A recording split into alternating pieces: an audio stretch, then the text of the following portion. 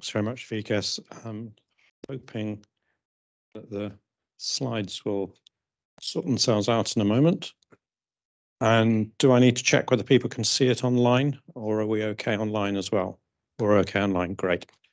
As Vikas kindly put in my introduction, that there's something I've been playing around with for about 35 years now.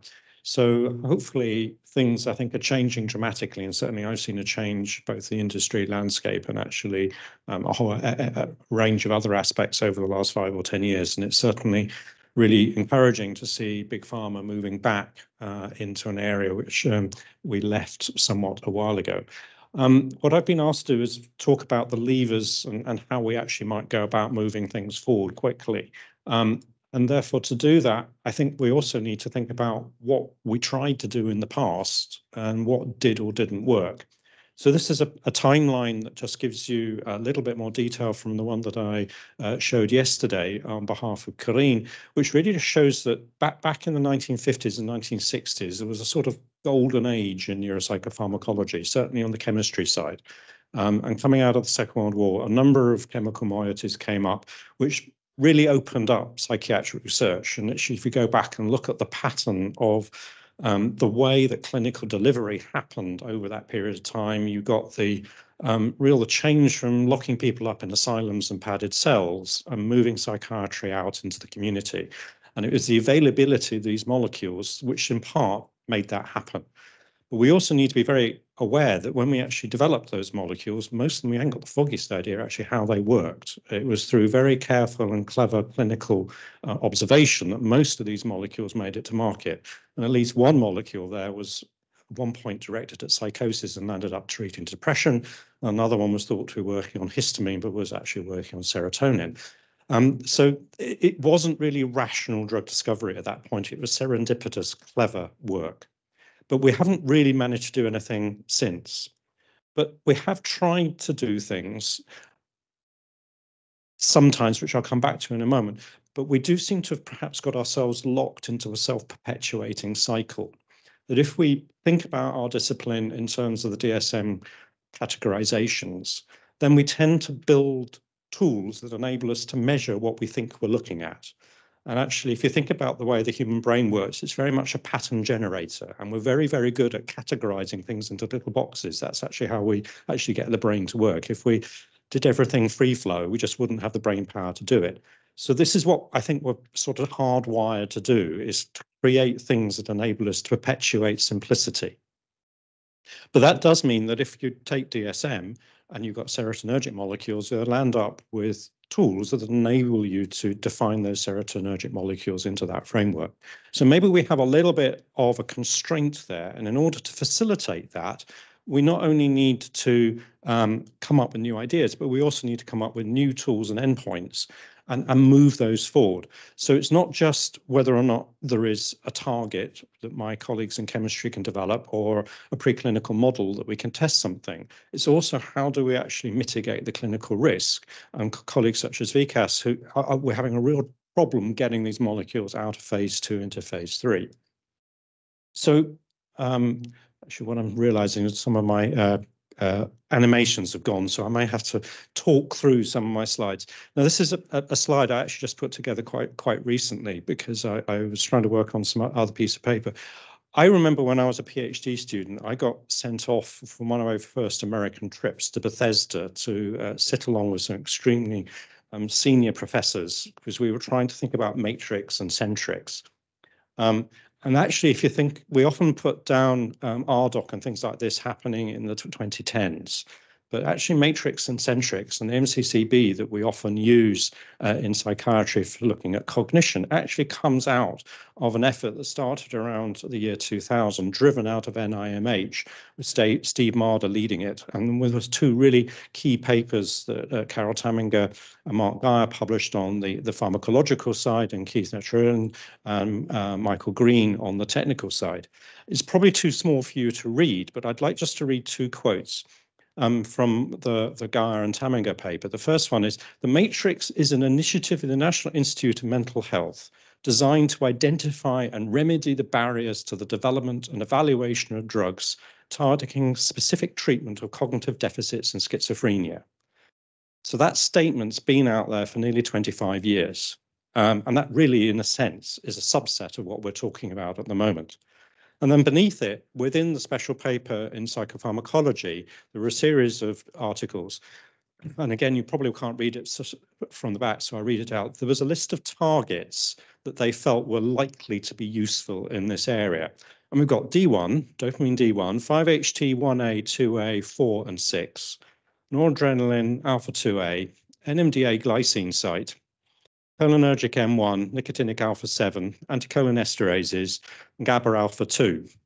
Now, anybody knows anything about Boehringer, I'm very lucky that we've got 2 programs in phase 3 at the moment. One of them is GlyT1. And that's actually the 3rd time I've actually tried to get a GlyT1 ligand through the process and into the market. So it may not be a problem of targets and pharmacology. It may be a way of converting that into something that has real world benefit for the right patient at the right time. So that's why perhaps looking back, and if I could thoroughly recommend this paper by Keith, Michael, and Robert, which is looking back at the MCCB and how it developed. We might be able to use that as a template for what perhaps not to do rather than what to do. Because the MCCB, actually over 100 clinical trials have now used the MCCB to try and test cognitive outcome in schizophrenia. But so far, none have actually been able to show effect or get anything further than maybe a phase 2 study. But on the right of the slide, as we're looking at it, the authors have laid out what they think was the sort of the process that Centrix and Matrix went through to get to the MCCB. And I was there, and I actually fully agree with how it happened. And really what it started off was a group of academics were brought together, both from the clinical and preclinical sciences, and they were asked to identify the cognitive domains they thought the patients needed to have resolved. And they then came up with tests that they thought worked in the labs to measure these cognitive domains they thought the patients needed. And slowly this went through to a point where actually the NIH funded a big study where I think it was about 160, I might have got it on the slide somewhere, about 160 or 170 patients and probands were tested. And really what came out of that was that, yes, those protocols could measure a deficit. It was a big deficit in 7 areas for both the patients, but also their first-degree relatives also had those deficits. And one exception, which was the social cognition. So all of the other cognitive parameters were affected to a degree, less so in the first-degree relatives than in the patients, except social cognition, which was only in the patients. So we perhaps need to think about a different way of doing this. So this is a schema that we often use within Boehringer to actually try and explain how we're trying to do things. That historically, we would have used a sort of linear progression. You start with an idea, you develop a target assay, you develop a good drug against the target assay, and you quickly translate that as fast as possible to the clinic. And that's actually really how we've been doing it for 35 years.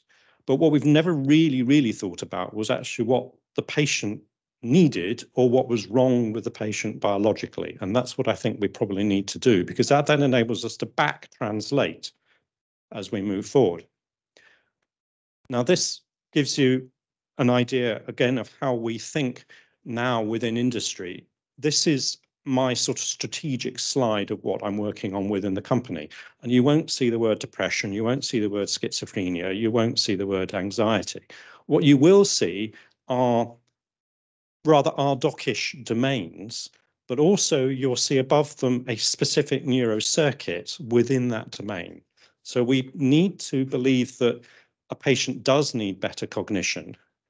We do feel we need to be able to measure cognition, and we do feel we need to know roughly what the circuits are that are mediating cognition.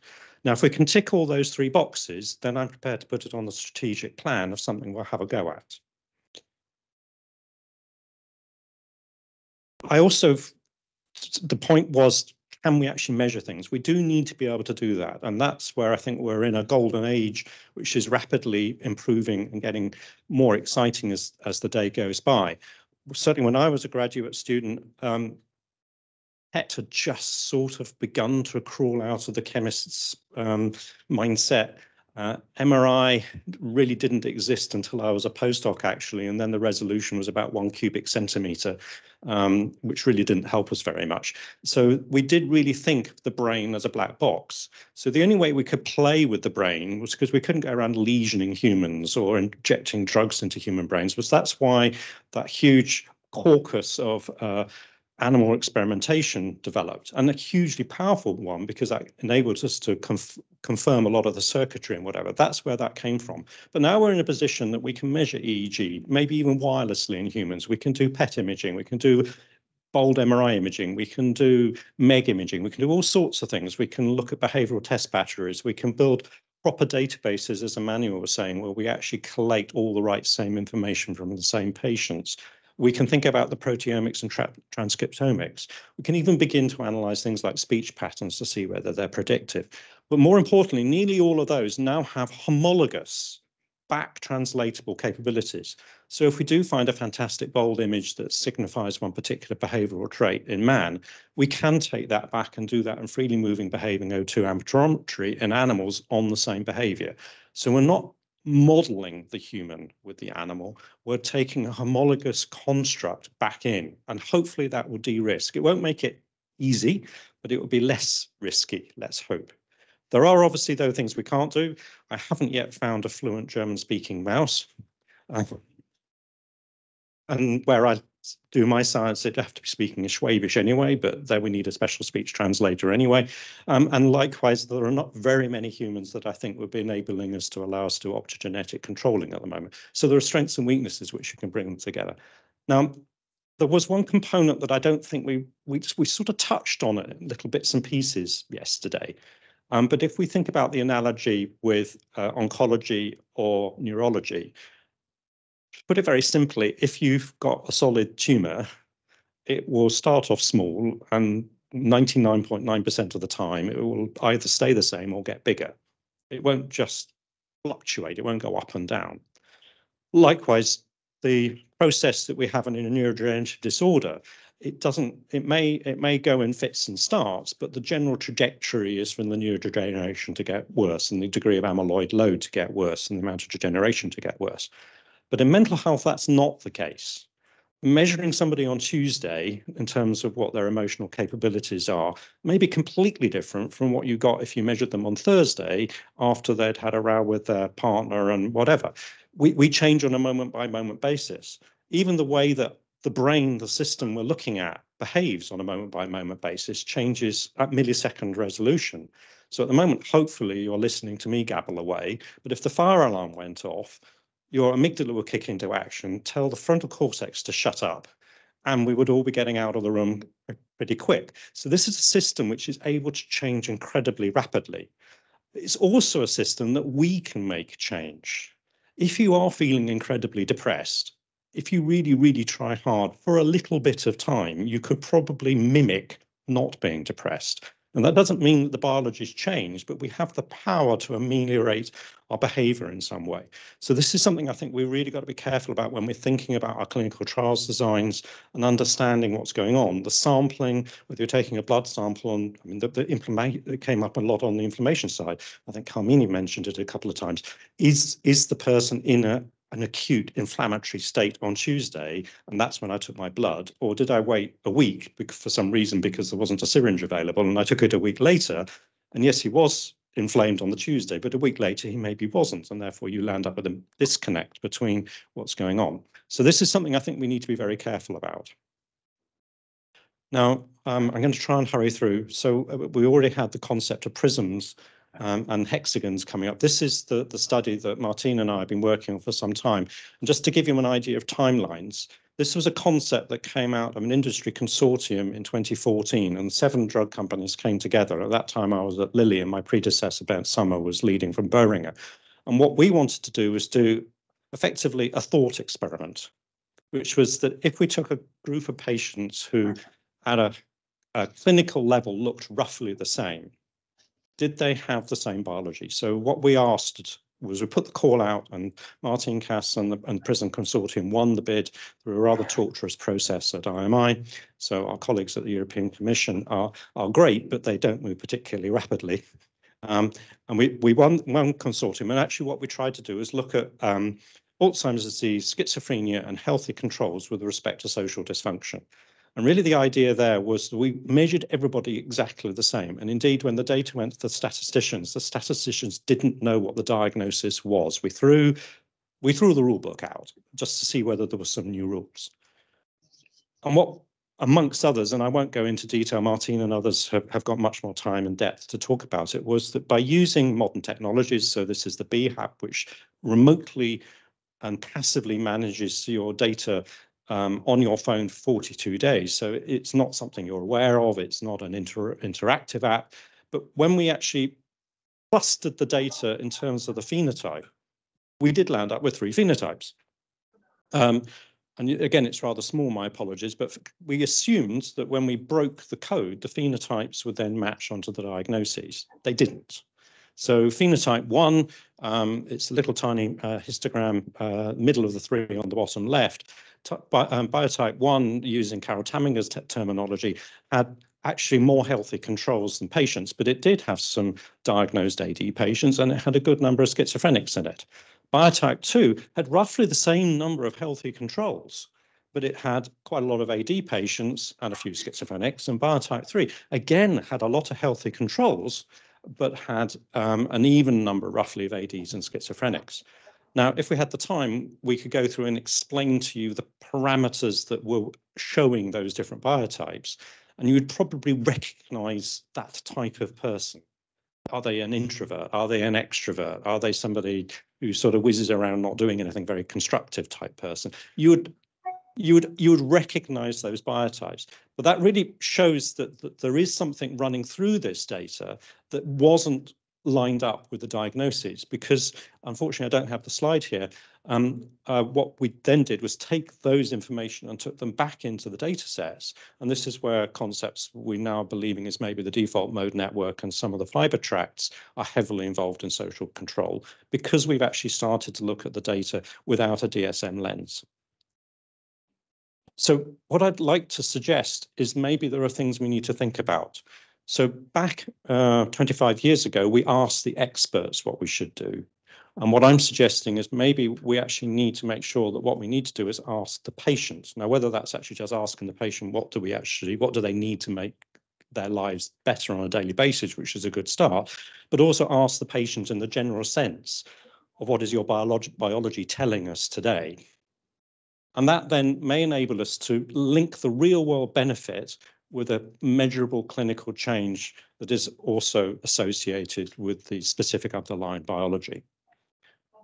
That would help us understand the patient's heterogeneity and improve what I'm actually calling stratification. So I suspect we need to go through a stage where we have stratification markers, not biomarkers. That enables us to do the clinical studies based on biology.